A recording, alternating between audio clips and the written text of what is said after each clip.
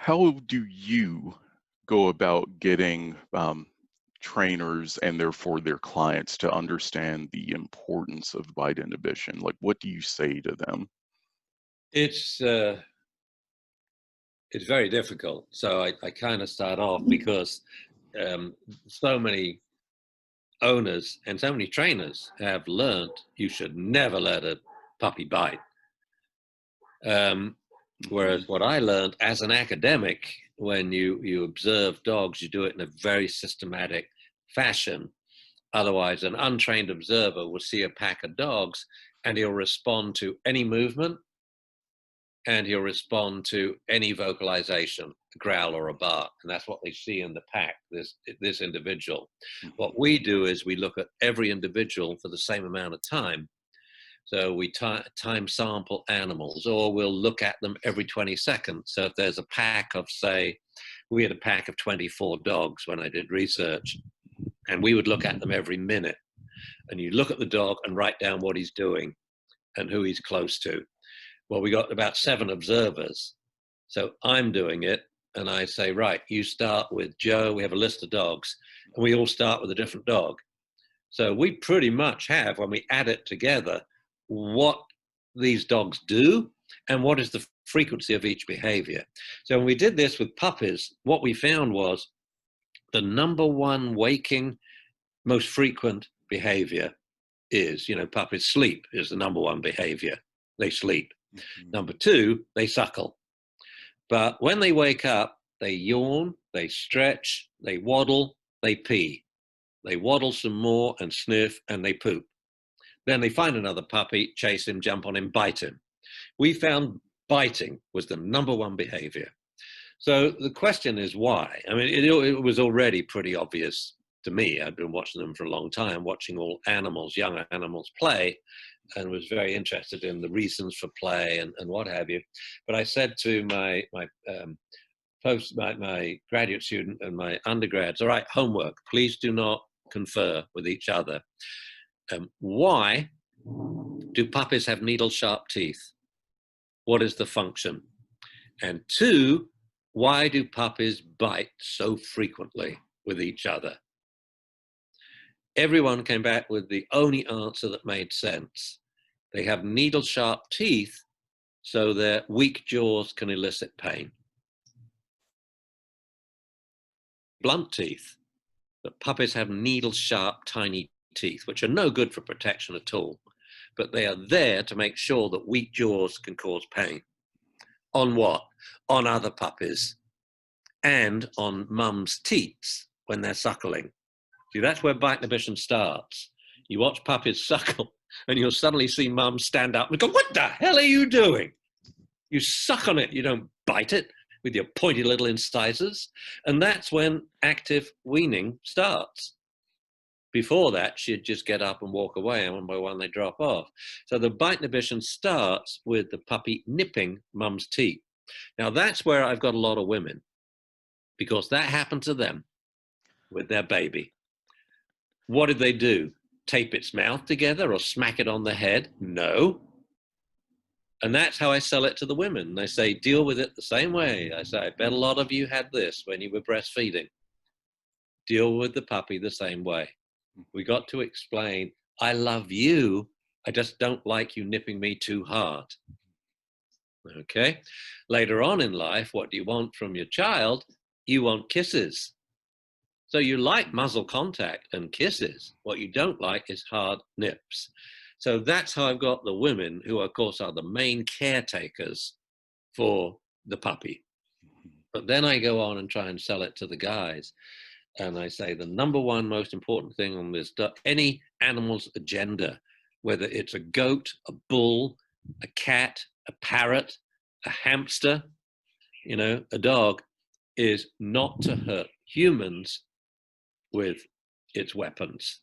And they could be beaks, teeth, claws, jaws, horns, and they all play games to teach each other not to hurt each other. So as a domestic animal, first they learn don't hurt your own kind with your weapons, but then they must learn and don't hurt humans either with your Mhm. weapon. So we use the same, it's a natural training method. If you've ever watched puppies play, you see the same course. If you film it and then you replay, fast forward, if you watch puppies play or children play, you see the same level of activity. Boom, boom.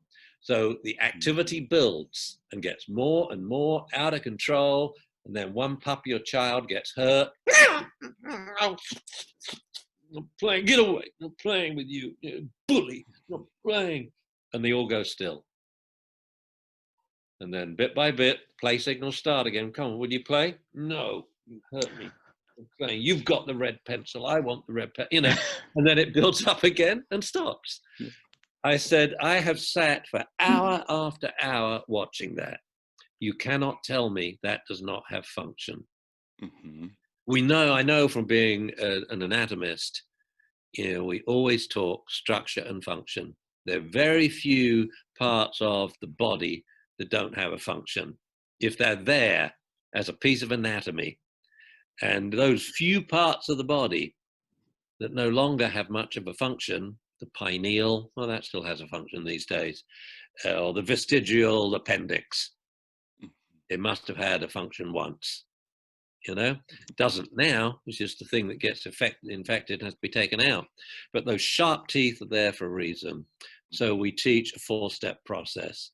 And I tell them, and I find the easiest people to convince of pit bulls, Rottweilers, Shepherds, Akitas, owners of big dogs that have been given a reputation and so don't get a fair whack. Yeah. If their dog does anything wrong, even looks mean at a child, Rottweiler, pit bull, Mhm. they really get it. And I say, here's the deal. This biting is annoying. So you've got to acknowledge what the owners are saying. Say, it is annoying. I have had puppies. I know what it's like. I think this is never going to end. It's just like the first 3 days when I couldn't sleep at night. But then by day 4, we slept through the night, the puppy and I, okay? We don't think this biting is going to stop, and we actually don't want it to. What we want is to get rid of the pain. So the puppy is now mouthing us, because the more time your hand is in your puppy's mouth as a puppy, the safer its jaws will be as an adult. And should someone do something really nasty to your dog, hopefully by accident, shut its tail in the car door, kick it, trip over it, hit it with a golf club, so that dog reacts in 0.04 of a second. That dog will react and cancel the bite when it realizes it's human skin. That's what we're talking about here. It's the last line of defense, because we can socialize dogs so they don't react. It's impossible. There's always, we didn't think of doing it to 5 children dressed as turtles, wielding swords, running towards the dog, jumping on it and hugging it. Yeah. Oh, we missed that in our socialization. So the dog went, "Ah!" and snapped at all 5 of them. There's not a mark on any child.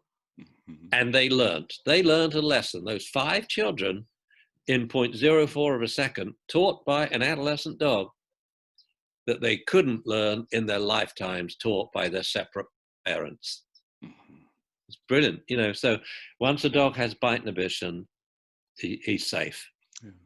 When before we even um, started learning from you, like in the first couple of weeks of getting Sura, she used to mouth in the face. Mm-hmm.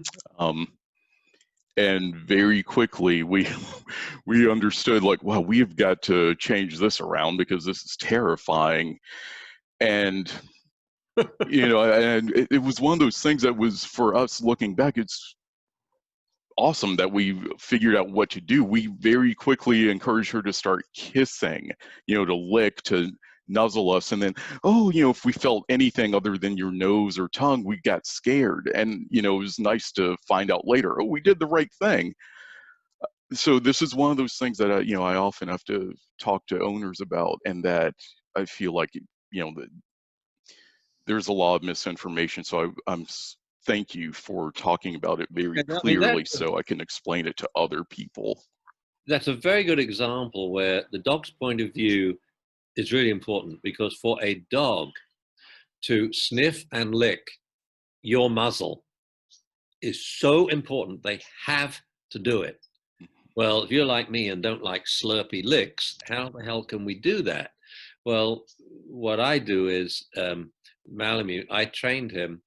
He can sniff, and I would go, and he can, and that makes them sniff, and I pray, good dog, good dog. They lick, ow, ow, no, ow. I'd pretend the lick to my face hurt. Then, so they can smell. That's why they're doing it. They want to smell and take in, you know, what you've eaten. Or in dog language, what or who have you licked lately? You know, it's so important for them to do it. But then I would let him lick my hand. I would say, Omaha, sit, lick my hand, or kiss my hand. Thank you, Omaha. But then we would wrestle on the floor, and I would let him wrestle with my hands. No clothing, no neurons, can't feel, no hair. Well, no, I mean, I have hair. I didn't mean I don't have hair. When I say no hair, I mean no neurons in hair. So you don't want dogs to mouth clothing or hair, but your hand is fine. And there were a couple of times, I must admit, I actually thought, whoa, because he's down there mouthing my hand and I'm mouthing his paw going, oh, I wouldn't recommend this, by the way, but he'd go still and look at me and go, whoa. And I thought, is that for real, or is he okay?